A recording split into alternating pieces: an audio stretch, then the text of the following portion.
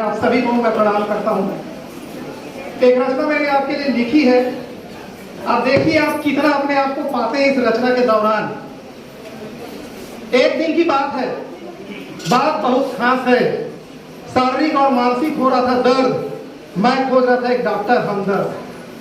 गांव गांव घूमा, हर शहर हर गली, पर मुझे मिले एक बाबा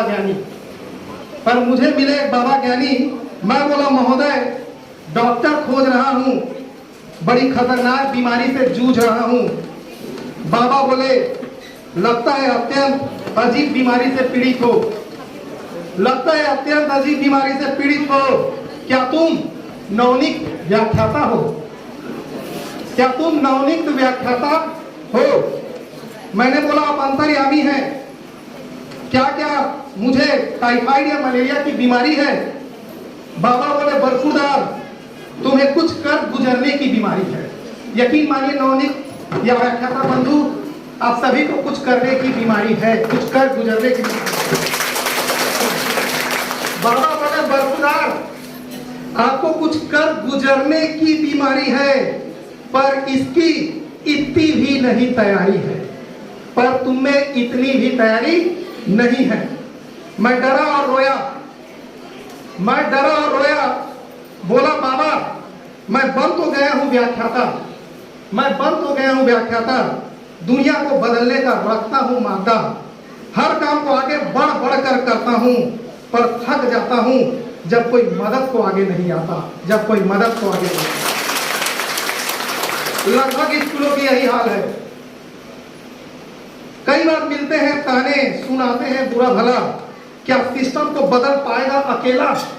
4 दिन की चांदनी है, फिर अंधेरी रात होनी है, ज्यादा मत इतरा, कल इसी कायनात में तुझको भी शामिल होनी है। ज्यादा मत इतरा, तुझको भी इस कायनात में शामिल होनी है। आप अपने आप को इंटर रिलेट कीजिए। मैं बोला मैं कितना भी सोचूं पर हल नहीं मिल पाएगा, कुछ उपाय आप ही बताइए, नहीं तो हरा स्याही चलाने वाला बच्चों के चेहरे में हरियाली नहीं ला पाएगा।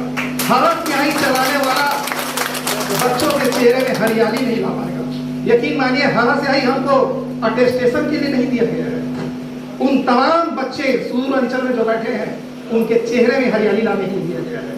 मैं बहुत सम्मान करता हूँ हरे रंग का। बाबा बोले शिक्षा के सबसे बड़े मंदिर के बारे में सुने हो? सुने हो? ज्ञान के उस अनुपम धारा के बारे में सुने हो, जहां नित दिन सिखाने की गंगा बहती है, हर समस्या का समाधान जहां चुटकियों में मिलती है। मैंने उत्सुकतावश पूछ लिया ऐसी कौन सी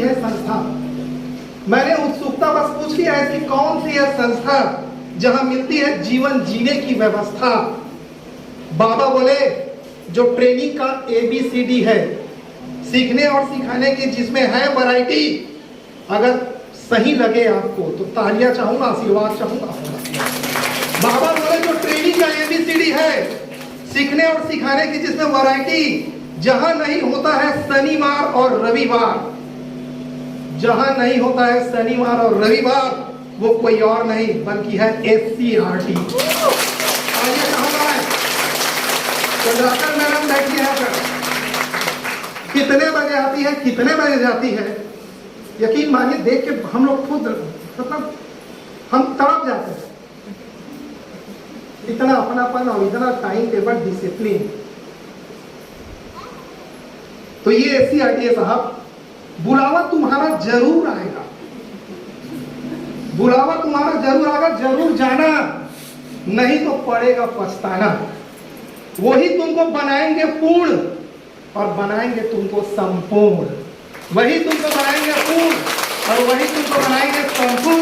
और तुम कर्मभूमि के बन जाओगे सच्चे अर्जुन। सोचो अब बाबा ऐसा ज्ञान कहां से दे रहे हैं, सोचिए। मैं बोला आप गांव में रहकर इतना कैसे जानते हो? महीनों भर तो स्कूल नहीं आते हो, आज तक स्कूल नहीं आते हो। उत्सुकता बस मैंने पूछ लिया, बाबा आप इतना कैसे जानते हो? स्कूल तो कभी आते नहीं हो। एससीईआरटी जैसी संस्था को भला आप कैसे जानते हो? भाई एयरपोर्ट को जानेगा, वीर नारायण स्टेडियम को जानेगा और दुनिया भर के बड़े बड़े बिल्डिंग को जानेगा। आपको स्कूल आता नहीं है, जानकारी नहीं, कैसे एससीईआरटी को जानेगा? एससीईआरटी को भला कैसे जानते हो? ज्ञानी बाबा बोले, मैं आशीर्वाद चाहूंगा आपसे, ज्ञानी बाबा बोले मैं भी व्याख्याता था, मैं भी व्याख्याता था, अपने में बहुत गर्व और घमंड रखता था, ट्रेनिंग का लेटर मुझको भी आया था, पर मैं कौन टेंशन लेगा करके मैं नहीं गया था, कौन टेंशन लेगा करके मैं नहीं गया था। अब उसी टेंशन का फल भोग रहा हूं, इसलिए गांव गांव बाबा बन के फिर रहा हूं, इसलिए गांव गांव बाबा बन के फिर रहा हूं।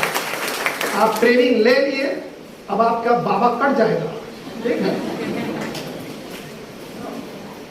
अब देखिए, अब मैं हर रोज ट्रेनिंग का पीडीएफ चेक करता था, रोज पीडीएफ चेक करता था, एससीईआरटी और डीपीआई का साइट रोज खंगालता था कि मेरा नंबर कब आएगा करके मन कुबलाता था। बहुत दुख की बात है, जीपीएम को तीसरे नंबर में बुलाया गया। मेरे को बड़ा उम्मीद था पहले ही नंबर में बुलाएंगे करके, और उससे भी पहले आत्मानंद के शिक्षकों को बुलाया गया। हमको लगा हमारा नंबर आएगा भी कि नहीं आएगा। उन लोग वीडियो डालते थे व्हाट्सएप में, देखते थे, लगता था हमारा नंबर आएगा कि नहीं आएगा, लेकिन आया। मैं बहुत बहुत धन्यवाद देना चाहूंगा डायरेक्टर सर का। भाई किसी न किसी का तो तीसरे चौथे में आएगा ही ना। अभी तो कई जिले जिनका आना बाकी है, हम गर्व से कहते हैं तीसरे नंबर पे आ गए। इतनी बेताबी तो नौकरी पाने के पहले नहीं थी जितनी बेताबी इंडक्शन ट्रेनिंग में शामिल होने की थी। आखिर वो दिन आ गया, आखिर वो दिन आ गया, तारीख 25 नवंबर। आखिर वो दिन आ गया जब मेरा एससीईआरटी से बुलावा आ ही गया। साहब बोले, अब साहब बोले समझ जाइए कौन बोले होंगे। साहब बोले इतने खुश कैसे हो, कहाँ जाने की तैयारी है? मैंने कहा जनाब एससीईआरटी की ट्रेनिंग है। साहब बोले ठीक है, कुछ दिन जाओ, नवरात्रि में घूम के आओ, रोड सेफ्टी का मैच देख के आओ, फिर जैसे गए हो वैसे ही सैटरडे को आ जाओ। जैसे गए हो वैसे ही सैटरडे को आ जाओ। इसमें छुपा नहीं है कुछ भी चीज़ है। मंडे से आपको पता है दशहरा ब्रेक लगने वाला है, तो क्यों आप इतना लंबा भाई है ना पाए हो, ऐसा सोच रहे होंगे वो। लेकिन मैं सैल्यूट करूंगा चंद्राकर मैडम का, फिर से छुपी नहीं है बात, हर समय मदद के लिए तैयार। साहब बोले ठीक है कुछ दिन जाओ, नवरात्रि घूम के आओ, रोड सेफ्टी का मैच भी देख लेना। लेकिन उनको पता नहीं है 9:30 को गेट बंद होता है और उसके बाद ही गरबा चालू होता है।